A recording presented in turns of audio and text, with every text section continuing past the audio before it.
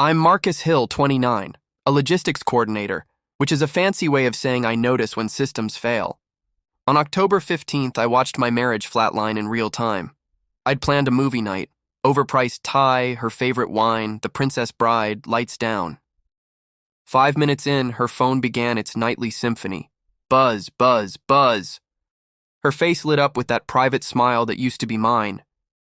"Adrian's having a rough breakup," she murmured. Then, "Blake is hilarious." Jordan sent a meme. 2 hours later, the credits rolled. She finally looked up and asked, "Oh, is it over?" 23 minutes after the screen went black, she noticed me. That night, I understood. I wasn't a husband anymore. I was furniture. It hadn't always been like this. Sabrina once set her phone aside, laughed at my dumb jokes, stayed up until 2 a.m. talking about nothing and everything. Then came the college reunion. Adrian, Blake, and Jordan, the group chat that never slept.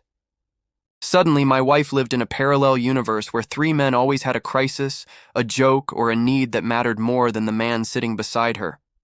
I tried the adult thing. "Could we have phone-free time at dinner? Maybe during movies?" She laughed. "You're jealous. You're controlling." The word hit like a slap. But the next time her screen lit up mid-conversation and her hands moved on instinct, I realized the truth. Asking for 5 uninterrupted minutes wasn't control. Rewriting reality so your partner doubts their needs? That's control. 3 weeks later, my boss offered a promotion in Chicago, 40% raise, full relocation, the works. I brought the folder home and waited while she live-coached Adrian's dating life for 15 minutes. Something in me snapped so quietly I almost missed it. "Take your time," I said. "I'll wait." Then, in our bedroom, I accepted the job. I planned the move like an extraction. Virtual tours on my lunch breaks. A landlord who approved, just me, not we. A moving crew at 7 a.m. on a Saturday. I boxed small things and ferried them to a storage unit. She never noticed. Her attention belonged to the chat. The reveal came early when my sister, proud as ever, posted "Chicago bound" on Instagram. Sabrina's face went white. "When were you going to tell me?" 3 weeks ago, I said. "You were busy." Her phone buzzed during the argument. Twice. By the third, she cracked, grabbed it, and started typing. "I need advice," she muttered. "Not from me. From them." Saturday, the movers arrived, and so did her reinforcements. Adrian, carefully tousled, Blake, gym bro swagger, Jordan, catalog model neutral, plus her friend Kay with a clipboard.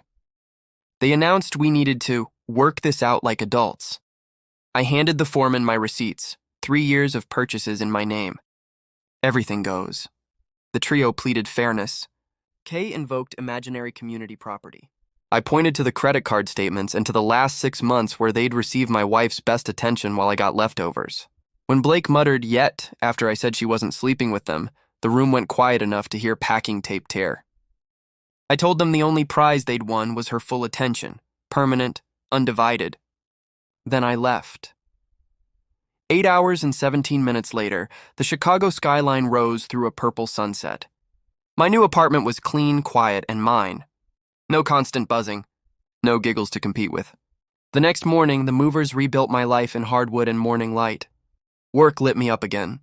New facility, real responsibility, a boss who expected excellence and handed me runway. Then a broken elevator introduced me to Rachel from accounting, present, funny, curious. Coffee became lunch, became dinners where neither of us reached for a phone.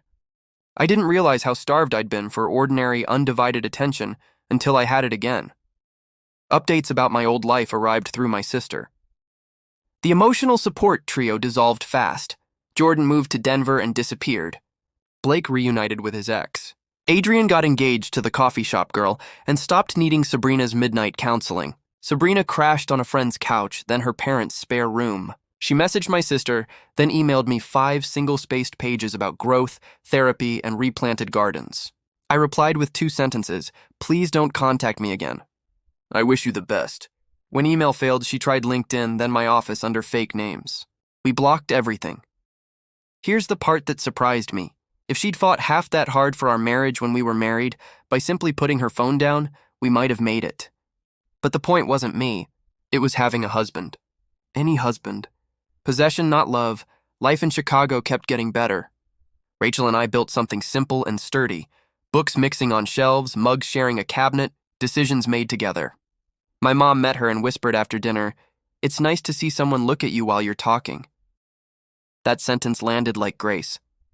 A year later, I proposed on a Tuesday during a commercial break. No spectacle, just yes. What did I learn? Love isn't grand gestures. It's presence.